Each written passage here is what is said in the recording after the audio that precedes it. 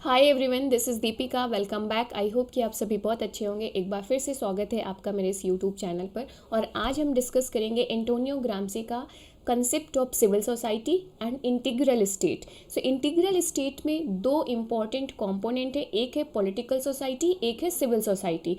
तो Antonio Gramsci का जो हमारे एग्जाम पॉइंट ऑफ व्यू से इम्पॉर्टेंट है वो है सिविल सोसाइटी का कंसेप्ट, जो हम आज के वीडियो में डिस्कस करने वाले हैं। पार्ट 1 में हम लोग ऑलरेडी एंटोनियो ग्राम्सी के कुछ पॉलिटिकल आइडियाज़ को डिस्कस कर चुके हैं, जिसमें हमने ये देखा था कि जो एंटोनियो ग्राम्सी के पॉलिटिकल थॉट हैं वो कार्ल मार्क्स और लेनिन से कैसे डिफरेंट है। क्योंकि एंटोनियो ग्राम्सी एक इटालियन मार्क्सिस्ट फिलोसफर हैं जिनका मेन कंसर्न था कि जो मार्क्स की प्रेडिक्शन है वो ट्रू क्यों नहीं हो रही हैं। सेम कंसर्न लेनिन का भी था, लेकिन लेनिन ने जो मार्क्सिज्म में मॉडिफिकेशंस किए, करेक्शंस किए थे, वो रशियन सोसाइटी के हिसाब से किया था। रशियन सोसाइटी एक सेमी फ्यूडल सोसाइटी थी, एक तरीके से सेमी इंडस्ट्रियल सोसाइटी थी, जहाँ पर इन्होंने 1917 में बोल्शेविक रिवॉल्यूशन को सक्सेसफुल बनाया और वहाँ पर कैपिटलिज्म की जगह पर कम्युनिज्म को स्टैब्लिश किया, राइट। और इन्हीं सब चीज़ों से ग्राम्सी भी इन्फ्लुएंस्ड थे। तो ग्राम्सी ये कह रहे थे कि जो मार्क्स की प्रेडिक्शंस हैं वो एडवांस सोसाइटीज़, जो एडवांस इंडस्ट्रियल कैपिटलिस्ट सोसाइटीज़ हैं, वहाँ पर ट्रू क्यों नहीं हो रही हैं। इसका एनालिसिस करते हैं और ये पाते हैं कि जो जिस तरीके से लेनिन और कार्ल मार्क्स क्रांति लाने की बात करते हैं, वो क्रांति, उस तरीके से क्रांति हम इंडस्ट्रियल सोसाइटीज़ में नहीं ला सकते हैं, जैसे कि इटली में या यूनाइटेड किंगडम में या फ्रांस में, जहाँ पर कैपिटलिज्म एकदम पीक पे था, सक्सेसफुल था, एडवांस लेवल पर था, राइट। कार्ल मार्क्स की प्रेडिक्शंस क्या थी कि जब कैपिटलिज्म जो आपका है वो एडवांस लेवल पर पहुँचेगा तो क्या होगा, वहाँ पर अपने आप जो कैपिटलिज्म है वो कोलैप्स हो जाएगा और कम्युनिज्म इस्टेब्लिश हो जाएगा। कैसे कोलैप्स होगा, हम जो वर्कर क्लास है वो रिवॉल्यूशन लाएंगे, राइट। लेकिन ये प्रेडिक्शन ट्रू नहीं हो रही थी। तो आप देखोगे कि ग्राम्सी कहेंगे कि नहीं, हमें ज़रूरत है जो ट्रेडिशनल मार्क्सिज्म है उससे निकलने का, और जो डॉगमेटिक या जो डिटर्मिनिस्ट मार्क्सिज्म है, जो इकोनॉमिक डिटर्मिनिज्म था, इकोनॉमिक डिटर्मिनिज्म अब क्या है कि कार्ल मार्क्स ने सिर्फ क्या किया था, इकोनॉमिक फैक्टर्स पे फोकस किया था। इसे ही हम बोलते हैं डिटर्मिनिस्ट मार्क्सिज्म या इकोनॉमिक डिटर्मिनिज्म। तो जो ग्राम्सी हैं वो कहते हैं हमें ज़रूरत है इकोनॉमिक डिटर्मिनिज्म से बाहर आने की, और हमें ideological perspective, cultural perspective, social perspective, इसे भी इंक्लूड करने की ज़रूरत है अगर हमें सही से कैपिटलिस्ट सोसाइटी का एनालिसिस करना है। तभी हम फाइंड आउट कर सकते हैं कि जो कार्ल मार्क्स की प्रेडिक्शंस हैं वो ट्रू क्यों नहीं हो रही हैं। तो यही सारे कंसेप्ट में हमें आज पढ़ेंगे। जो सिविल सोसाइटी का कंसेप्ट है कि strong presence of civil society, जिसकी वजह से ही कार्ल मार्क्स की प्रेडिक्शंस ट्रू नहीं हो रही हैं, क्योंकि वेस्टर्न सोसाइटीज़ में, इंडस्ट्रियल सोसाइटीज़ में सिविल सोसाइटीज़ प्रेजेंट है। लेनिन ने रसिया में रिवॉल्यूशन को सक्सेसफुल कर लिया, क्योंकि वहाँ पर सिविल सोसाइटी का कंसेप्ट उतना स्ट्रॉन्ग नहीं है, इसकी वजह से वहाँ पे रिवॉल्यूशन सक्सेस हो पाई। लेकिन अगर हम इटली में सोचें या यूनाइटेड किंगडम में सोचें तो यहाँ हम सक्सेसफुल नहीं बना सकते हैं बोल्शेविक रिवॉल्यूशन को या वो क्रांति को, जैसा कि कार्ल मार्क्स कह रहे हैं या लेनिन कह रहे हैं। क्योंकि यहाँ पे सिविल सोसाइटी प्रेजेंट है। अब हम सिविल सोसाइटी के कॉन्सेप्ट को डिटेल में देखेंगे। तो ये कुछ बेसिक इंट्रोडक्शन है और बेसिक कंसेप्ट हम ग्राम्सी के ऑलरेडी पार्ट 1 में डिस्कस कर चुके हैं। अगर आपने नहीं देखा है तो उसे ज़रूर देखना गाइस, जिससे कि आपको आज का लेक्चर समझ में आएगा। तो जब हम इंटीग्रल स्टेट की बात कर रहे हैं, राइट, ग्राम्सी के, तो सबसे पहले पॉइंट यही आता है कि ग्राम्सी ने अपना जो सेंटर ऑफ एनालिसिस था उसे किसे बनाया, सुपर स्ट्रक्चर, ना कि बेस को। अब बेस एंड सुपर स्ट्रक्चर की थ्योरी कार्ल मार्क्स की बहुत ही सेंट्रल थीम है। अगर आपने मार्क्सिज्म को ठीक से पढ़ा है तो आपको सुपर स्ट्रक्चर और बेस का कंसेप्ट पता होगा। अगर नहीं पता तो मैं एक यहाँ पे क्विक डिस्क्रिप्शन दे देती हूँ इस टॉपिक का, ताकि आप बेटर कनेक्ट कर पाएँ। तो आप ये फिगर देख रहे हो यहाँ पर, जिसको मैंने पार्ट 1 में ऑलरेडी डिटेल में बताया है इसे। तो हाँ, बेस और सुपर स्ट्रक्चर देखते हैं। पहले हम कार्ल मार्क्स का देखेंगे, फिर ग्राम्सी का देखेंगे। कार्ल मार्क्स, जिनकी पॉलिटिकल फिलॉसफी को हम इकोनॉमिक डिटर्मिनिज्म कहते हैं, जो इकोनॉमिक फैक्टर्स पर फोकस करते हैं, कार्ल मार्क्स कहते हैं कि जो कैपिटलिस्ट सोसाइटी का स्ट्रक्चर होता है वो कुछ इस तरीके का होता है। आपका सबसे महत्वपूर्ण है बेस। बेस वो किसे मानते हैं? मोड ऑफ प्रोडक्शन को, मतलब इकोनॉमिक फैक्टर्स को। और कैपिटलिस्ट सोसाइटी में जिस तरीके का बेस होगा, आपका इकोनॉमिक फैक्टर्स होंगे या मोड ऑफ प्रोडक्शन होगा। जैसा कि कैपिटलिज्म में मोड ऑफ प्रोडक्शन क्या है? प्राइवेट प्रॉपर्टी है, या मोड ऑफ प्रोडक्शन की ओनरशिप किसके पास है? जो बुर्जुआ क्लास है उसके पास। जो प्रोलेटरेट क्लास है, जो वर्किंग क्लास है, वो सिर्फ वर्कर्स है, वो सैलरी के बेसिस पे काम करती है, राइट। और जिस तरीके से बेस होगा उसी तरीके से सुपर स्ट्रक्चर होगा। मतलब सुपर स्ट्रक्चर का अपने आप में कोई एग्जिस्टेंस, कोई रोल नहीं है, कुछ अलग से इम्पोर्टेंस नहीं है। बेस डिसाइड करेगा कि सुपर स्ट्रक्चर कैसा होगा। सुपर स्ट्रक्चर क्या था? जैसे कि स्टेट का नेचर कैसा होगा, राइट, या एजुकेशनल इंस्टीट्यूशंस कैसे होंगे, फैमिली इंस्टीट्यूशंस कैसे होंगे, ये सारी चीज़ें। ग्राम्सी कहते हैं कि हमें इकोनॉमिक डिटर्मिनिज्म को रिजेक्ट करना होगा, क्योंकि इकोनॉमिक डिटर्मिनिज्म की वजह से ही कार्ल मार्क्स की प्रेडिक्शंस ट्रू नहीं हो रही हैं इंडस्ट्रियल सोसाइटीज़ में। हमें ज़रूरत है इकोनॉमिक फैक्टर्स के साथ साथ cultural factors, right, social factors, ideological factors को इंक्लूड करने की, जब हम एनालिसिस करते हैं किसी भी सोसाइटी का। तो जो ग्राम्सी हैं ये सेंटर ऑफ एनालिसिस बनाते हैं सुपर स्ट्रक्चर को, ना कि बेस को, जैसा कि कार्ल मार्क्स ने किया था। सुपर स्ट्रक्चर जहाँ पर वो स्टडी करेंगे सिविल सोसाइटी का या स्टेट का, जिसे हम पॉलिटिकल सोसाइटी कह सकते हैं।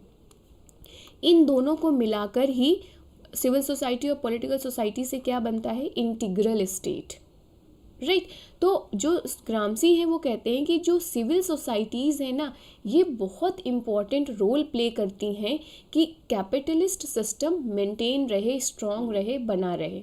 और यही कारण है कि इंडस्ट्रियल सोसाइटीज़ में जो कार्ल मार्क्स है इनकी प्रेडिक्शन ट्रू नहीं हो रही है, क्योंकि कार्ल मार्क्स ने सिविल सोसाइटीज़ को इम्पोर्टेंस दिया ही नहीं था, जबकि सिविल सोसाइटी का रोल बहुत इम्पॉर्टेंट है कैपिटलिज्म को मेंटेन करने में, राइट। तो हमें सिविल सोसाइटी को स्टडी करना होगा और वर्किंग क्लास को चाहिए होगा कि वो अपनी सिविल सोसाइटीज़ बनाएं और जो मेंटल प्रोसेस है उस पे कब्जा करें, कंट्रोल करें। जो थॉट प्रोसेस है लोगों की, अपना कंसेंट क्रिएट करें, तभी हम इकोनॉमिक स्ट्रक्चर को चेंज कर सकते हैं। Getting it? ये कुछ है। तो आओ डिटेल में अभी हम समझेंगे इंटीग्रल स्टेट और सिविल सोसाइटी के कंसेप्ट को। ग्राम्सी, हमने इंटीग्रल स्टेट, पहला लाइन तो आपको समझ में आ गई होगी।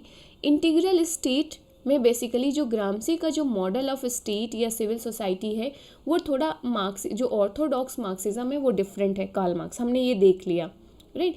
ग्राम्सी ने एक जो स्टेट का कंसेप्ट डिस्कस किया है उसे उन्होंने इंटीग्रल स्टेट नाम दिया है। अब इस इंटीग्रल स्टेट के 2 कंपोनेंट्स हैं, एक पॉलिटिकल सोसाइटी जो फोर्स की हेल्प से रूल करती है, दूसरा है सिविल सोसाइटी जो कंसेंट की हेल्प से रूल करती है। ये 2 कंपोनेंट हैं किसके? इंटीग्रल स्टेट के। तो जो सिविल सोसाइटी का कंसेप्ट है वो ग्राम्सी के पॉलिटिकल थॉट में बहुत इंपॉर्टेंट है। Getting it? तो हम पहले दोनों को 1 बाय 1 डिस्कस करेंगे। सबसे पहले डिस्कस करते हैं हम पॉलिटिकल सोसाइटी को, जिसे हम स्टेट या नेशन कहते हैं। सो मार्क्स कहते हैं कि स्टेट क्या है। पहले हम देखो मार्क्स से कनेक्ट करके इसलिए पढ़ रहे हैं गाइज, ताकि ग्राम्सी के थॉट्स की क्लैरिटी आपको हो, राइट। क्योंकि ग्राम्सी भी तो मार्क्सिस्ट थिंकर ही है, लेकिन उसने ऑर्थोडॉक्स मार्क्स में या जो कार्ल मार्क्स के ओरिजिनल थॉट्स थे उसमें कुछ मॉडिफिकेशंस किए हैं, करेक्शंस किए हैं। इसलिए हम मार्क्सिज्म को यहाँ पर पढ़ रहे हैं, ताकि आपको ये समझ में आए कि क्या करेक्शंस किए हैं।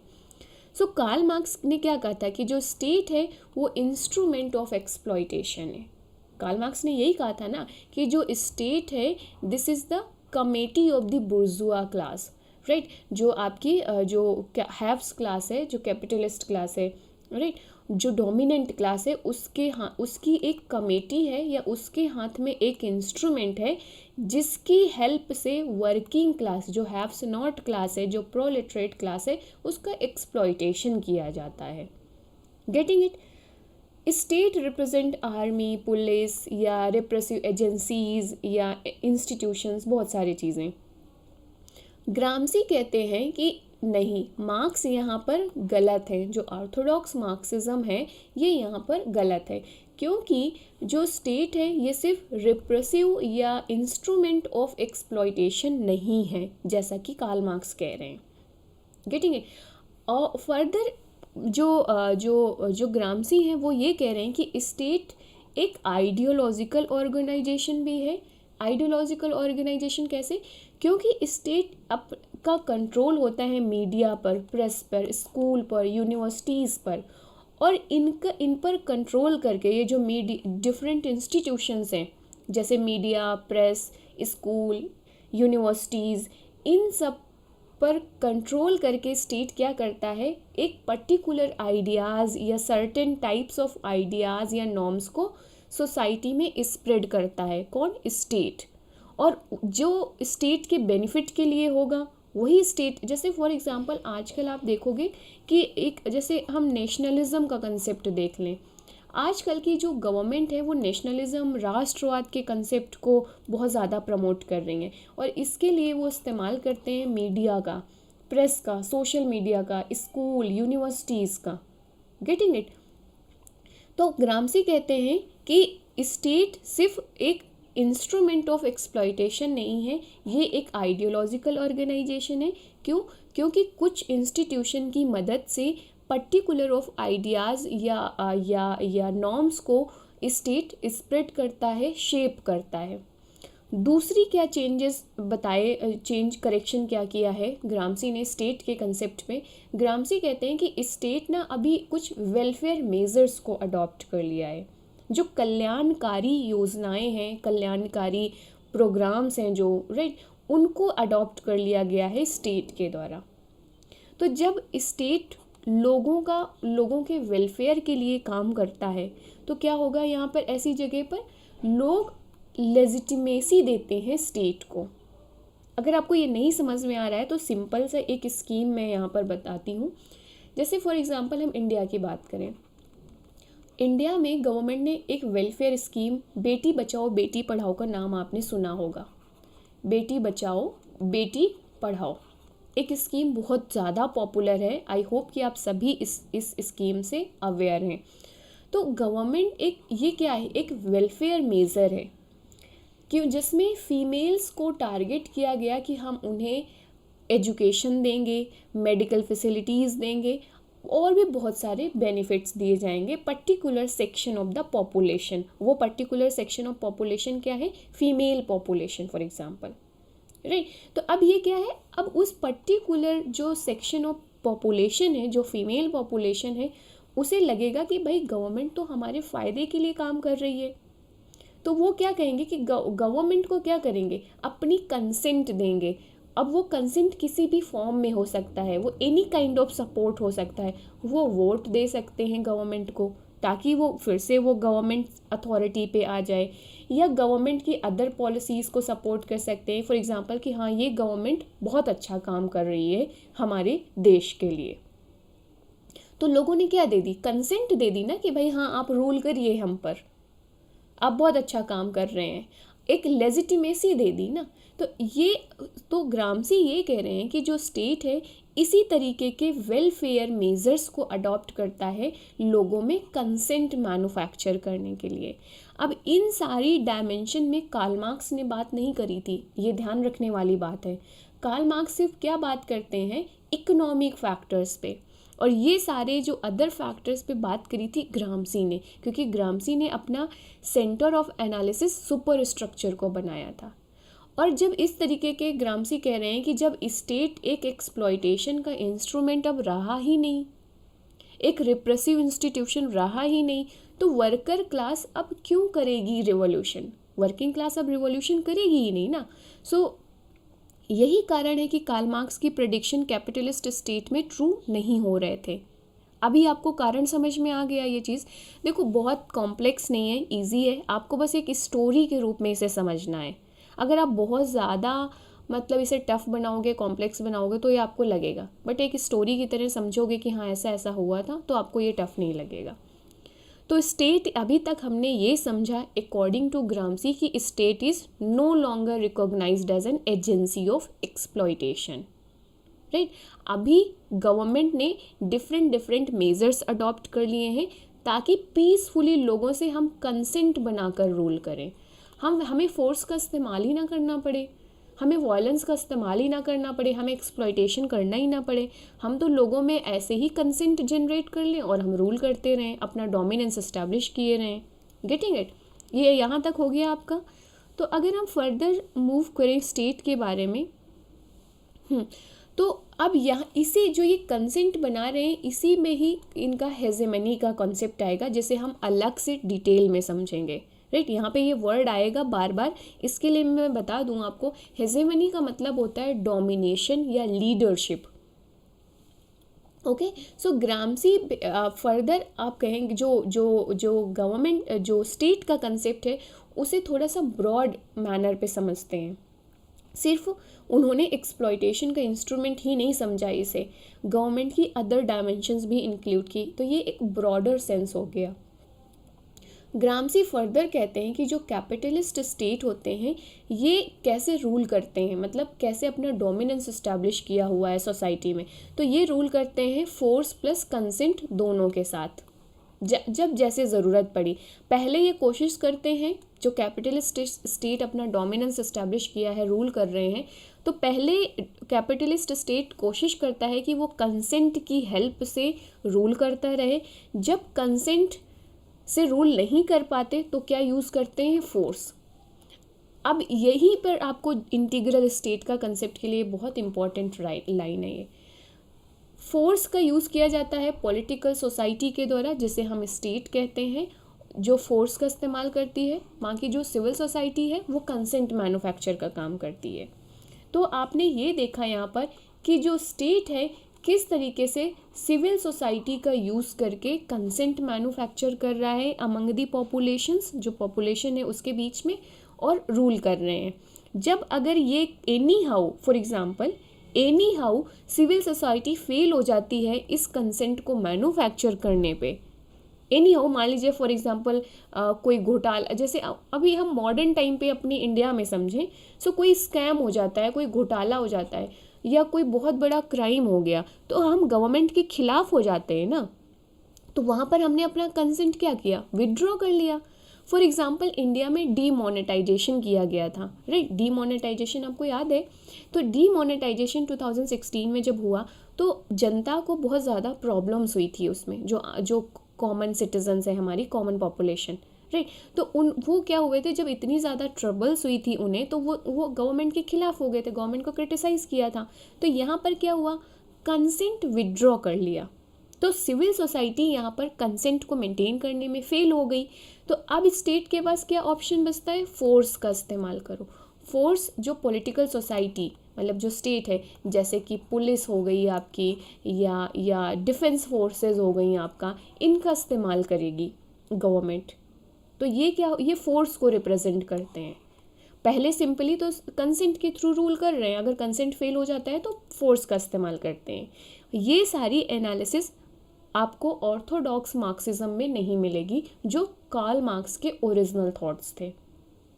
तो ये सब ग्रामसी ने इटली के पर्सपेक्टिव, इटली के कंटेक्स्ट पे, या जो एडवांस कैपिटलिस्ट सोसाइटीज़ थे उनके कंटेक्स्ट पे ये करेक्शंस किए थे ऑर्थोडॉक्स मार्क्सिज्म में। ओके, सो ये ट्रू है, ग्रामसी ये कह रहे हैं कि जो कैपिटलिस्ट सोसाइटी है, कैपिटलिस्ट स्टेट है, ये ट्रू है कि जो स्टेट है वो हर किसी को रिप्रेजेंट नहीं करता। ये स्टिल एक इंस्टीट्यूशन है ऑफ बुर्जुआइज क्लास, जो बुर्जुआ क्लास है, जो डोमिनेंट क्लास है, उसकी एक इंस्टीट्यूशन है। बट हम ये नहीं कह सकते कि जो स्टेट है ये सिर्फ एक्सप्लॉयटेशन का इंस्ट्रूमेंट है। ओके, सो स्टेट क्या करता है? फोर्स का भी इस्तेमाल करता है। अगर इसे कंसेंट नहीं मिलता है, कंसेंट के थ्रू सपोर्ट नहीं मिलता लोगों से, तो फोर्स का इस्तेमाल करेगा। अब ये इसका बेस्ट एग्जाम्पल दिया है ग्रामसी ने फासिस्ट स्टेट को। जैसे डेमोक्रेसी क्या है? डेमोक्रेसी रिप्रेजेंट कर रहा है rule with consent, rule with consent. और जो जैसे फॉर एग्जांपल इंडिया में प्रेजेंट टाइम पे जो फासिज्म एक आइडियोलॉजी उभर कर आई थी, जो फासिस्ट स्टेट आए थे पिक्चर्स पे, तो ये एग्जाम्पल है किसके, फोर्स, जहाँ पर डोमिनेशन किया जा रहा है फोर्स का इस्तेमाल करके। तो ग्रामसी कहते हैं कि ये जो फासिस्ट स्टेट हैं, राइट, जैसे मुसोलिनी, हिटलर, जो इन लोगों ने स्टेट, जिस तरीके का स्टेट रन किया था इन लोगों ने, तो ये भी कैपिटलिस्ट स्टेट के ही एग्जाम्पल्स हैं। लेकिन अब इन ऐसी जगह पर कंट्रोल किसका यूज़ करके किया जा रहा है, फोर्स का, ना कि कंसेंट। क्योंकि अब जो गवर्नमेंट है वो फेल हो रही है, सिविल सोसाइटीज़ फेल हो रहे थे कंसेंट को जनरेट करने में, जनता खिलाफ हो रही थी इनके, तो स्टेट ने फोर्स का इस्तेमाल कर लिया। यही तो इंटीग्रल स्टेट का कंसेप्ट है। एक तरफ पॉलिटिकल सोसाइटी है, दूसरी तरफ सिविल सोसाइटी है। तो स्टेट कोशिश करता है, गवर्नमेंट क्या करती है कि पहले कि सिविल सोसाइटी के हेल्प से कंसेंट जनरेट करके रूल करती रहती है, बट इन केस कुछ डिस्टर्बेंस हो जाता है, सिविल सोसाइटी कंसेंट मैन्युफैक्चर करने में फेल हो जाती है, तो जो पॉलिटिकल सोसाइटी है, जो फोर्स है, उसका इस्तेमाल किया जाता है रूल करने के लिए। रूल किसका रहेगा, डोमिनेंट क्लास का ही, कैपिटलिस्ट क्लास का ही। उसके तरीके बदल सकते हैं, जैसे डेमोक्रेसी में कंसेंट के थ्रू, फासिस्ट स्टेट में किसके थ्रू, फोर्स के थ्रू। तो ये स्लाइड भी आई होप कि आपको यहाँ पर समझ में आ गई होगी गाइस। एंड अब हम आते हैं, आपको पॉलिटिकल सोसाइटी समझ में आ गई कि कैसे फोर्स का इस्तेमाल कर रहे हैं, कैसे हम एग्जाम्पल्स देंगे। अब हम सिविल सोसाइटी का कंसेप्ट देखेंगे यहाँ पर थोड़ा सा। सो सिविल सोसाइटी क्या है, अकॉर्डिंग टू ग्रामसी कुछ सेट ऑफ इंस्टीट्यूशंस होते हैं, राइट। जैसे कि फॉर एग्जांपल आपके चर्च हो गया, फॉर एग्जांपल आपके फैमिली इंस्टीट्यूशंस हो गए, एजुकेशनल इंस्टीट्यूशंस हो गए, मीडिया हो गया, प्रेस हो गया, ये सारी चीज़ें। तो ये सेट ऑफ इंस्टीट्यूशंस रिप्रेजेंट करते हैं अपने आप को ऑटोनोमसली, मतलब स्टेट से लिंक के लिए हेल्प करते हैं, बट ऐसा नहीं कि स्टेट इनको कंट्रोल कर रहा है, वो कुछ इनको फ्रीडम होती है, और इसी को हम कहते हैं रिलेटिव ऑटोनॉमी, राइट। अभी इस कॉन्सेप्ट को हम पढ़ेंगे डिटेल में। ओके, सो सिविल सोसाइटी क्या है, एक सेट ऑफ इंस्टीट्यूशंस हैं जो स्टेट को हेल्प करते हैं कंसेंट को मैन्युफैक्चर करने में। कंसेंट का मतलब आप यहाँ पर समझ रहे हो, कंसेंट का मतलब है यस। यस किसके फेवर में, गवर्नमेंट या स्टेट के फेवर में, राइट। होता है ना, हमने अपनी कंसेंट दे दी, हमने अपनी हाँ कह दी कि ठीक है आप रूल करिए, आप जो कर रहे हैं अच्छा कर रहे हैं, आपकी पॉलिसीज़ अच्छी हैं, ये सारी चीज़ें, ओके। और इस ये जो सिविल सोसाइटीज़ हैं, ये कुछ इंस्टीट्यूशंस हैं, ऑर्गेनाइजेशंस हैं जो इस कंसेंट को मैन्युफैक्चर्स करते हैं। जो ग्रामसी कह रहे हैं कि ये कंसेंट ना नेचुरल नहीं है, इस कंसेंट को जनरेट किया जाता है with the help of propaganda. अब प्रोपोगंडा ही तो कहेंगे इसे ना, कि civil societies certain types of values को प्रमोट कर रही हैं। फॉर एग्जांपल जैसे वेस्ट इंडिया में फॉर एग्जांपल हम देख लें वेस्टर्न कल्चर, हम काफ़ी ज़्यादा प्रभावित होते हैं वेस्टर्न कल्चर से, या जो वेस्टर्न लाइफ लिविंग होती है, जिस तरीके से वो उनका स्टैंडर्ड ऑफ लाइफ है या वे ऑफ लाइफ है, तो प्रभावित होते हैं हम। एशियन कंट्रीज़ में बहुत सारे सोसाइटीज़, लोग, इवन फॉर एग्जांपल हम इंडिया का एग्जांपल लें, क्योंकि कुछ एमएनसीज, कुछ फर्म्स हैं जो इस पर्टिकुलर टाइप ऑफ लाइफ को प्रमोट करते हैं, एक स्टैंडर्ड सेट करते हैं, और इस तरीके से सोसाइटी में एक कंसेंट जनरेट करते हैं कि भाई जो वेस्टर्न कल्चर है ना वो सुपीरियर है। तो अगर आप वेस्टर्न ड्रेसेस पहन रहे हो, वेस्टर्न फूड ले रहे हैं, या वेस्टर्न लाइफ स्टाइल जी रहे हैं, तो आप मॉडर्न हैं। ये एक कंसेंट मैन्युफैक्चर किया गया, दिस इज़ नॉट नेचुरल, क्योंकि एडवर्टीज़मेंट के द्वारा या डिफरेंट तरीके के द्वारा इस आइडिया को प्रमोट किया गया है कि भाई जो ए लेवल की लाइफ स्टाइल है वो वेस्टर्न कल्चर पे ही है, जो वेस्टर्न फूड है, वेस्टर्न जो कस्टम्स हैं, प्रैक्टिसेस हैं, वो फर्स्ट ग्रेड की हैं। ऐसी आइडिया को प्रमोट किया जाता है, और उस कल्चर के लिए कंसेंट मैन्युफैक्चर किया गया। लोगों ने भी हाँ कह दी कि हाँ ठीक है, वेस्टर्न कल्चर इज़ सुपीरियर, ऐसी चीज़ें। और इसी वजह से वेस्टर्न सोसाइटीज़ ने हेजेमनी क्रिएट कर रखी है, अपनी डोमिनेंस क्रिएट कर रखी है। Getting it? तो अभी सिविल सोसाइटी का कंसेप्ट समझ में आया आपको? यहाँ पर थोड़ा सा और चलते हैं हम, सिविल सोसाइटी का डिटेल में समझेंगे यहाँ पर। सो सिविल सोसाइटी जो ग्रामसी है इनके पॉलिटिकल थॉट का सेंट्रल कॉन्सेप्ट है। ओके और जो ग्रामसी हैं ये कहते हैं कि जो सिविल सोसाइटी है these are the set of institutions, जो ऑलरेडी हमने देखा, जैसे कि family, school, church, press, media, right, other educational institutions, universities हो गए, ये सारी चीज़ें। ओके तो ये सेट ऑफ इंस्टीट्यूशंस क्या करते हैं, एक रूल ऑफ बिहेवियर या सेट ऑफ पैटर्न्स को प्रमोट करते हैं और इस तरीके से नेचुरली एक कंसेंट जनरेट करते हैं, रिस्पेक्ट जनरेट करते हैं to the authority of the ruling class.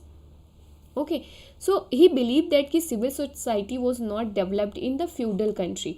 ग्रामसी कहते हैं कि जो फ्यूडल कंट्रीज थी जैसे रसिया, यहाँ पर 1917 के टाइम पे सिविल सोसाइटी का कंसेप्ट उतना स्ट्रॉन्ग नहीं था, डेवलप नहीं हुआ था जैसा कि ये यूरोपियन कंट्रीज़ पे है।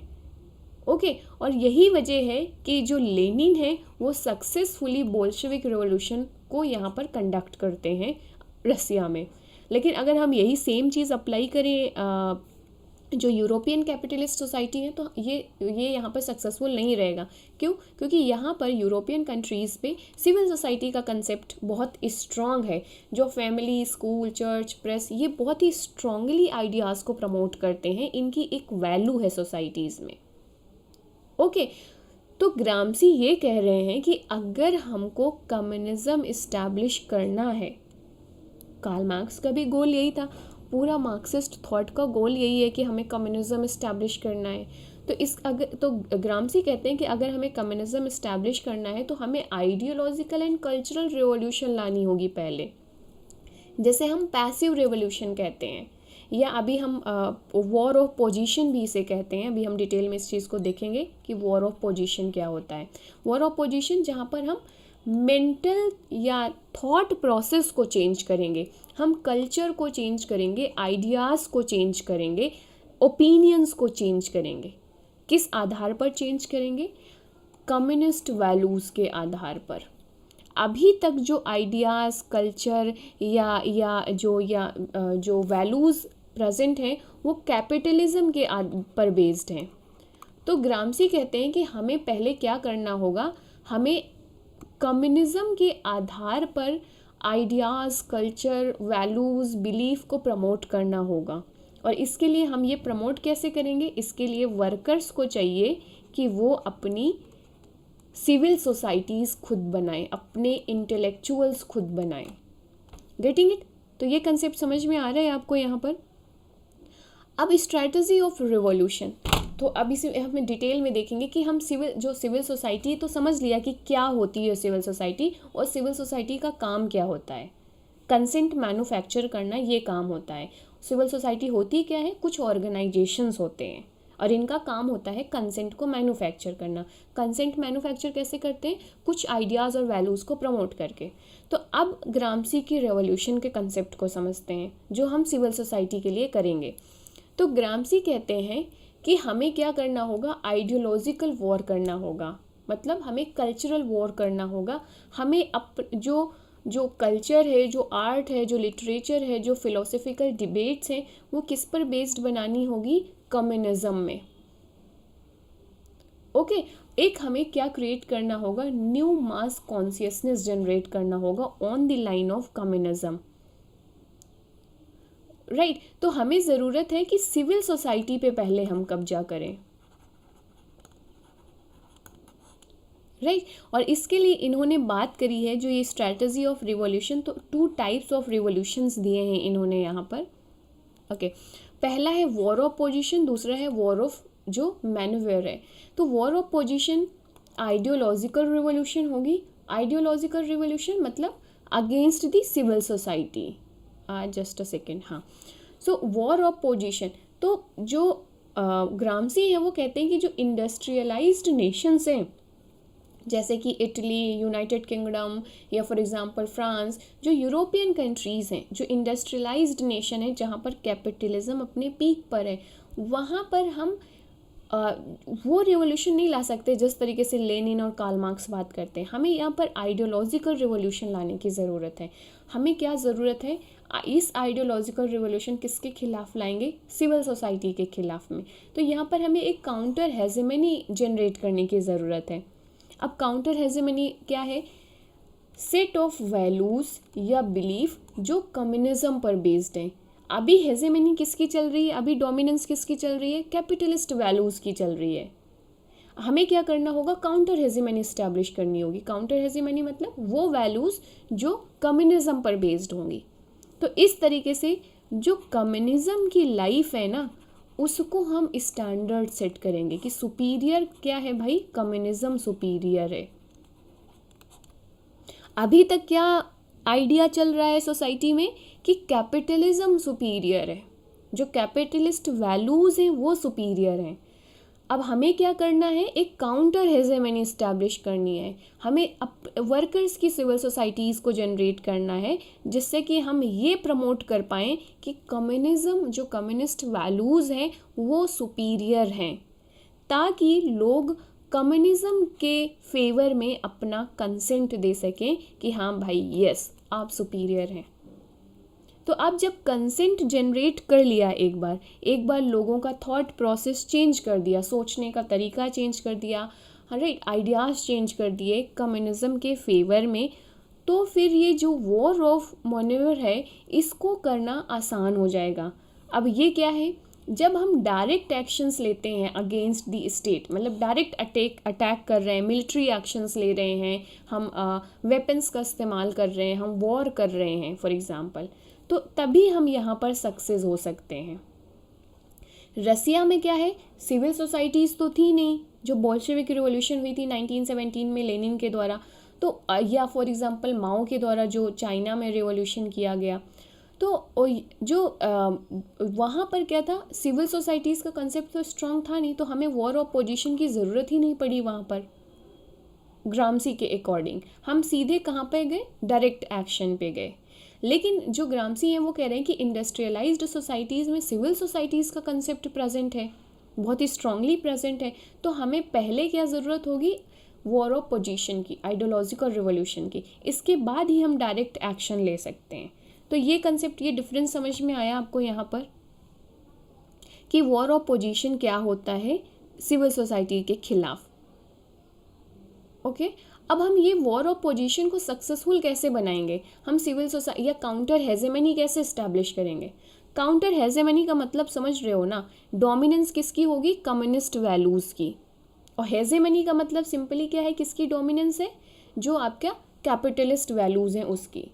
तो ग्रामसी कहते हैं कि जो वर्किंग क्लास को ज़रूरत है अपने इंटेलेक्चुअल्स डेवलप कर, अपने इंटेलेक्चुअल्स बनाएं, अपने इंटेलेक्चुअल्स को तैयार करें जो काउंटर हेजेमनी डेवलप करेंगे। इंटेलेक्चुअल्स क्या हैं, अब इस कंसेप्ट को थोड़ा सा देखते हैं यहाँ पर। इंटेलेक्चुअल्स वो पीपल्स होते हैं जिनको सोसाइटी में एक ग्रेट रिस्पेक्ट मिली होती है। Intellectuals are basically the agents of the establishing the ideological hegemony in the civil societies. For example teachers, right, professors, ये क्या है, इंटेलेक्चुअल्स हैं, और जो यूनिवर्सिटी लेवल पर, कॉलेज लेवल पर क्या करते हैं, ये आइडियोलॉजिकल हेजेमनी क्रिएट करते हैं। Getting it. तो ग्रामसी कहते हैं कि ideological hegemony is needed in civil societies, मतलब इंडस्ट्रियल सोसाइटीज़ में सिविल सोसाइटीज़ हैं तो यहाँ पर आइडियोलॉजिकल हेजेमनी चलती है, जिसे कार्ल मार्क्स ने कम्प्लीटली रिजेक्ट किया था। कार्ल मार्क्स ने क्या कहा था कि जो आइडियोलॉजी है वो फॉल्स कॉन्शियसनेस है, जबकि ग्रामसी कहते हैं कि सिविल जो इंडस्ट्रियलाइज्ड सोसाइटीज़ हैं जहाँ पर सिविल सोसाइटी प्रेजेंट है वहाँ पर आइडियोलॉजी का बहुत इंपॉर्टेंट रोल है। तो इंटेलेक्चुअल्स क्या है, these are the agent of establishing ideas या आइडियोलॉजिकल, जैसे for example teachers and all. Okay, so हमें जो वर्किंग क्लास है वो अपने इंटेलेक्चुअल्स बनाएगी, राइट, और वो क्या काम करेंगे, एक पर्टिकुलर आइडियोलॉजी को प्रमोट करेंगे, वो आइडियोलॉजी जो कम्युनिज्म के फेवर में होगी, जो कम्युनिस्ट वैल्यूज़ से प्रभावित होगी, और इस तरीके से वो कोशिश करेंगे कंसेंट को मैन्युफैक्चर करने की। किस कंसेंट को, कम्युनिज्म के फेवर में।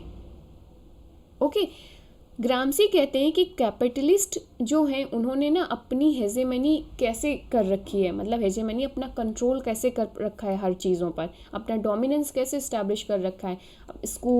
अपने स्कूल हैं इनके, चर्च हैं, मीडिया है, प्रेस है, राइट। इस तरीके से इन्होंने क्या और यहाँ पर इनके इंटेलेक्चुअल्स हैं जो कैपिटलिस्ट वैल्यूज़ को प्रमोट करते हैं और इनके फेवर में कंसेंट को जनरेट करते हैं। ओके, तो आई होप कि ये कंसेप्ट आपको इंटेलेक्चुअल क्या है, क्या काम रहेगा, इनको समझ में आया होगा। इंटेलेक्चुअल्स जब हम पढ़ते हैं तो इसमें आपको दो चीज़ें देखने को मिलेगी, traditional intellectuals and organic intellectuals. सबसे पहले ट्रेडिशनल इंटेलेक्चुअल्स पढ़ते हैं। तो ट्रेडिशनल इंटेलेक्चुअल्स वो इंटेलेक्चुअल्स होते हैं, मतलब वो रेशनल पीपल्स होते हैं जो कैपिटलिज्म की इमर्जेंस से पहले एग्जिस्ट करते थे। जैसे कि चर्च हो गया फॉर एग्जांपल, या रोल ऑफ चर्च फादर, या एरिस्टोक्रेसी हो गया, राइट, या फ्यूडल्स हो गया फॉर एग्जांपल। तो जब कैपिटलिज्म का इमर्जेंस हुआ था इंडस्ट्रियल रिवॉल्यूशन के बाद में, उसके बाद इन्होंने जो ट्रेडिशनल इंटेलेक्चुअल्स थे इन्होंने कैपिटलिस्ट क्लास के साथ में कोलिशन बना लिया, उन्होंने गठबंधन कर लिया। किसके साथ में? कैपिटलिस्ट क्लास के साथ में। और फेवर करने लग गए किसके इंटरेस्ट को? जो कैपिटलिस्ट क्लास है, क्योंकि इनमें इनका भी तो फ़ायदा था। जो ट्रेडिशनल इंटेलेक्चुअल्स हैं जैसे कि चर्च या एरिस्टोक्रेसी, इनको भी फ़ायदा था। कैपिटलिस्ट क्लास चैरिटी के थ्रू इन्हें डोमिनेशन, चैरिटी दे रही है तो इन्हें फंड जनरेट करने पे आसानी हो गई रिलीजियस इंस्टीट्यूशंस को। या एरिस्टोक्रेसी जैसे कुछ डोमिनेंट क्लास हैं, राइट, वो खुद भी कैपिटलिस्ट बन गए, अपनी इंडस्ट्रीज़ लगा दी। तो ट्रेडिशनल इंटेलेक्चुअल्स क्या हैं? जो कैपिटलिज्म के आने से पहले से एग्जिस्ट कर रहे हैं। ऑर्गेनिक इंटेलेक्चुअल्स क्या हैं? जो कैपिटलिज्म जैसे जैसे ग्रो कर रहा था, इमर्जेंस में आ रहा था, उसके साथ साथ इमर्ज हुए हैं। So they have emerged with the rise of capitalism.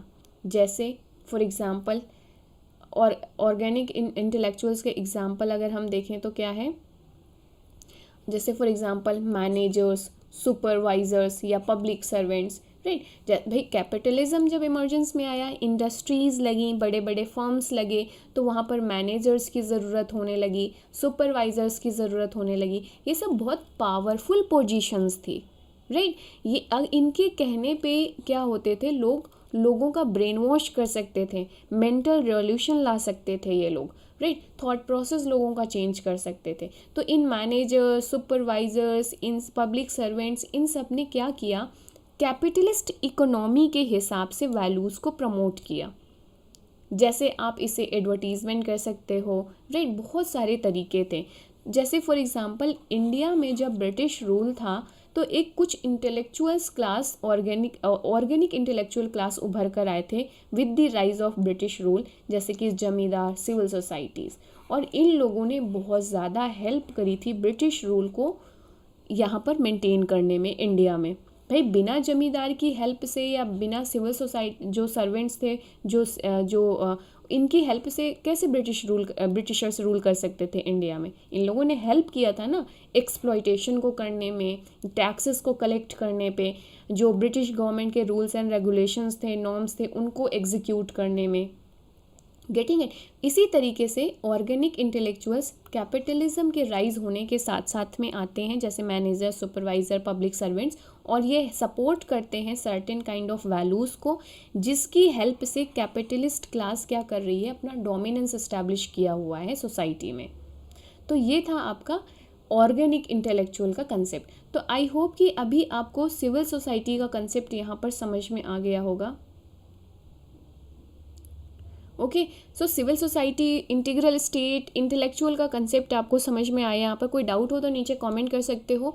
और फिर से मैं इसी बात पर जोर दूंगी कि आपको इसे एक स्टोरी की तरीके से समझना है, कीवर्ड्स की मीनिंग आपको पता होना चाहिए। तो जो क्वेश्चन आता है वो आपको उसे लिख पाएंगे। और नेक्स्ट वीडियो में हम समझेंगे कंसेप्ट ऑफ हेजेमनी का, ग्रामसी का। So thanks for watching guys, please like, share and subscribe my channel अगर आपको वीडियो पसंद आया हो, आज का कंटेंट पसंद आया हो तो। And very soon I would like to provide these PDFs और आप लोग PDF की डिमांड कर रहे हो, I understand your concern guys, but I am working on that. थोड़ा सा प्रोसेस में टाइम लग रहा है लिंक जनरेट करने पे and all, so I am working on that. अगर आप में से कोई मेरी हेल्प कर सकता है तो नीचे कमेंट ज़रूर करना इस पर्सपेक्टिव पे। Okay, so see you in the next video, bye bye, take care.